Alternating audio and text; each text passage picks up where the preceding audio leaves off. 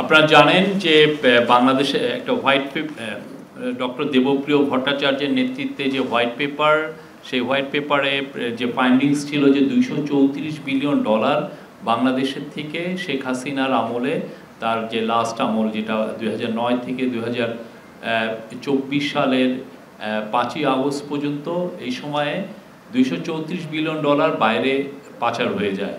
এবং at the same time এর মধ্যে $17 বিলিয়ন ছিল যেটা পাচার হয় হচ্ছে বাংলাদেশের ব্যাংকিং সিস্টেম থেকে। এটা একটা it's a kind of highway robbery. তো এই টাকাটা উদ্ধারের জন্য প্রথম থেকেই ইন্টারিম গভর্নমেন্টের প্রয়াস ছিল, এবং প্রফেসর ইউনূস প্রথম থেকেই বলে আসছেন যে এটা হচ্ছে আমাদের এই গভর্নমেন্টের খুবই একটা টপ প্রায়োরিটি, কারণ এটা বাংলাদেশের মানুষের টাকা এবং এটা যেভাবে হোক আমরা এই টাকাটা ফিরিয়ে আনতে চাচ্ছি। এটা আপনারা জানেন এটা খুবই কাম্বারসাম একটা এফার্ট, এবং বাট আমাদের ফোকাসটা, ইন্টারিম গভর্নমেন্টের ফোকাস প্রথম থেকেই ছিল যে কিভাবে টাকাটা আনা যায়। এবং সেই জন্য সেপ্টেম্বর মাসের 29 তারিখে একটা 11 সদস্য বিশিষ্ট টাস্ক ফোর্স করা হয়, এবং 11 সদস্য বিশিষ্ট টাস্ক ফোর্সের নেতৃত্ব দিচ্ছেন হলো সেন্ট্রাল ব্যাংকের গভর্নর, বাংলাদেশ ব্যাংকের গভর্নর আহসান এইচ মনসুর। তো এই টাস্ক ফোর্স এবং অন্যান্য যারা এজেন্সি, অন্যান্য গভর্নমেন্টের প্রতিষ্ঠান, তারা কতটুকু কি করছেন এই টাকাটা ফেরত আনার জন্য, এইটার প্রোগ্রেসটা কতটুকু, সেটার উপরে আজকে একটা বড় মিটিং হয়। এই বড় মিটিংয়ের নেতৃত্ব দিয়েছেন স্বয়ং চিফ অ্যাডভাইজার নিজে, এবং সেখানে আমাদের ফিনান্স অ্যাডভাইজার সালেউদ্দিন আহমেদ, আমাদের আইন adviser doctor Asif Nazrul, central ব্যাংকের গভর্নর আহসান মনসুর ছিলেন, এবং প্রফেসর ইউনূসের স্পেশাল অনভয় লুৎফে সিদ্দিকী ছিলেন, আরও বিএফআইউর প্রধান ছিলেন, স্বরাষ্ট্র সেক্রেটারি ছিলেন, ফাইন্যান্স সেক্রেটারি ছিলেন, এসিসির চেয়ারম্যান আব্দুল মোমেন ছিলেন, এবং আরও যারা এইটার সাথে জড়িত সবাই ছিলেন।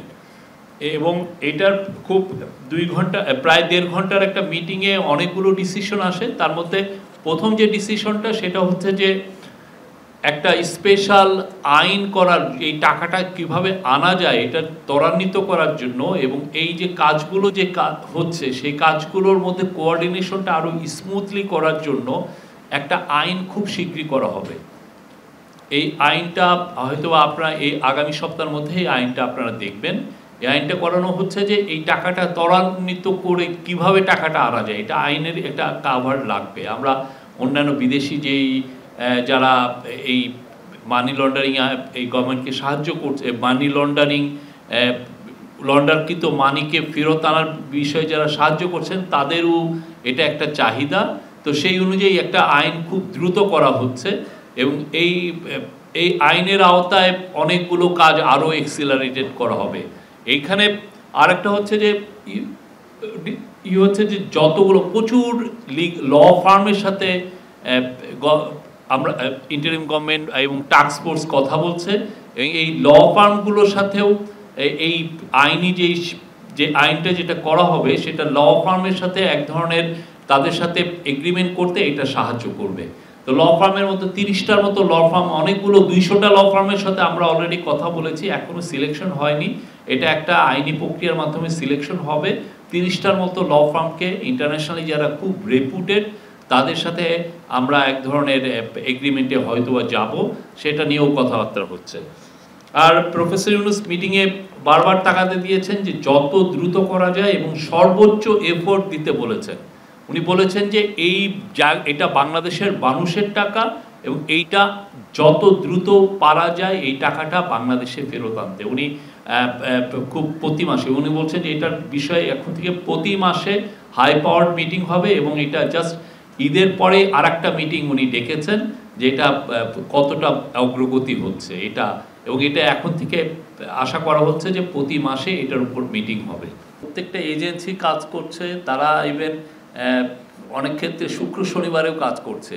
আমরা ইন্টারন্যাশনালি যে কয়টা প্রতিষ্ঠান এটা নিয়ে ইনভলভ, ওয়ার্ল্ড ব্যাংক ইনভলভ, তারপরে কিছু প্রতিষ্ঠান আছে যারা ইনভলভ, এদের সবার সাথে আমরা বসছি। তারা আমাদেরকে হেল্প করছে। ট্রেল কোথা থেকে টাকাটা যে কোথায় যে শেষ হয়েছে, কিছু কিছু দেশের সাথে আমরা কথাও বলেছি। তো সত্যিকার অর্থে এই টাকাটা 234 বিলিয়ন বা 17 বিলিয়ন যেটাই, এটাকে ট্রেস করাটা খুবই সবচেয়ে কষ্টসাধ্য বিষয়। এটা ট্রেস করলে বাকিটা কিন্তু ইজিয়ার। তখন আপনি লিগাল ফার্মের সাহায্য নেন বা G2G গভর্নমেন্ট টু গভর্নমেন্টের মাধ্যমে সাহায্য নেন, তখন টাকাটা আনা যায় বা ওইটা ফ্রোজেন করা যায়। কিন্তু প্রথম কাজটা হচ্ছে ট্রেইলিং করাটা।